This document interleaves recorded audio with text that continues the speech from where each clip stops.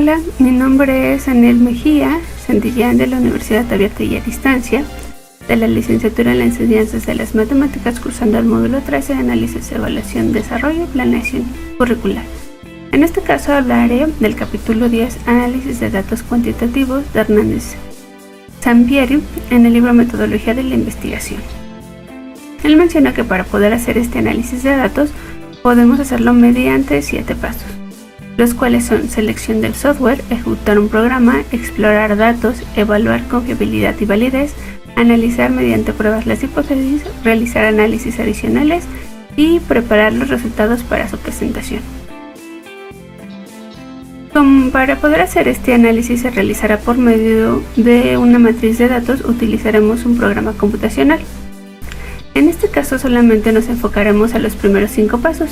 Entonces, el primer paso sería seleccionar el software. Para ello hay diferentes paquetes o programas que podemos utilizar. Entre los más importantes está el Statistical Package for the Social, o paquete estadístico para las ciencias sociales de IBM.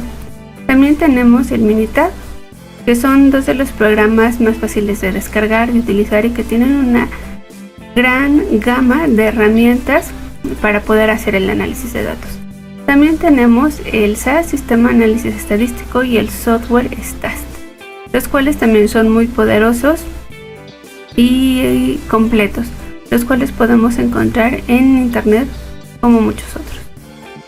Para el segundo paso tenemos que ejecutar el programa. Para ello ya tendremos que haber seleccionado nuestro software o programa que sea adecuado para el análisis requerido o aquel que cumpla con nuestras necesidades. Después tenemos el paso 3, explorar los datos. Aquí ya vamos a iniciar a analizar los datos, pero primero hay que definir la variable de matriz, que está constituida por los ítems o reactivos, y define las variables de la investigación, que son las propiedades de medidas que forman parte de la hipótesis. Y esta puede tener varias variables de matriz, a las cuales se llaman variables compuestas.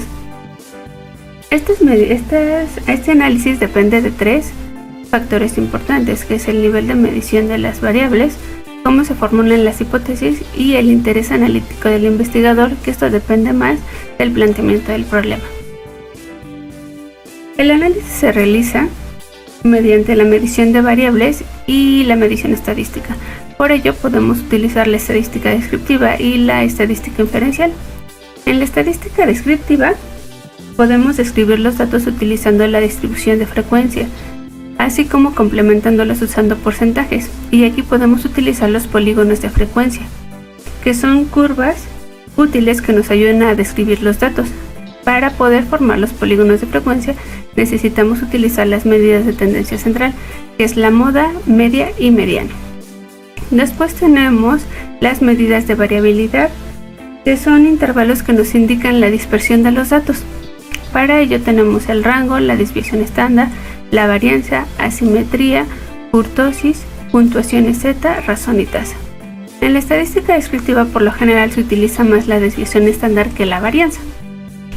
Después tenemos el paso 4, que es evaluar la confiabilidad y validez lograda por el instrumento de medición.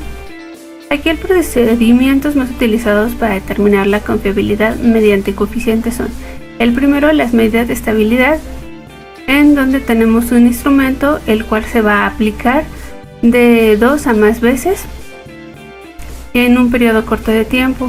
Al correlacionar los resultados, si son positivos quiere decir que es confiable. En el segundo tenemos el método de forma alternativo paralela. En este caso tenemos 2 o más instrumentos diferentes, los cuales también se van a administrar en un periodo corto de tiempo, y al correlacionar los resultados, si son positivos, el instrumento es confiable. Después tenemos las mitades partidas. Aquí tenemos un solo instrumento, el cual se va a administrar y se va a dividir los ítems o reactivos en 2, y a la hora de compararlos, si son muy correlacionados los resultados, quiere decir que es confiable. Y por último tenemos las medidas de coherencia o consistencia interna. En este caso solamente es un solo instrumento el cual se va a administrar se aplica y se calculan los coeficientes. Y aquí se puede utilizar el alfa de Cronbach y los coeficientes RK21 y RK20. En este caso hay programas que ya los determinan, como el PSS y el Minitab, y ya solamente hay que interpretarlos. Por otro lado, también tenemos la validez, que es el criterio que se produce en correlación con las puntuaciones de los participantes obtenidos por los instrumentos y los valores logrados por los criterios. Después tenemos el paso 5, que es analizar mediante pruebas estadísticas las hipótesis planteadas. Aquí ya utilizaremos lo que sería la estadística inferencial. La prueba de hipótesis en la estadística inferencial determina si las hipótesis son congruentes con los datos obtenidos de la muestra. En este caso tenemos los datos, cuando las estadísticas de los datos se les llaman estadígrafos y las estadísticas poblacionales se les llaman parámetros.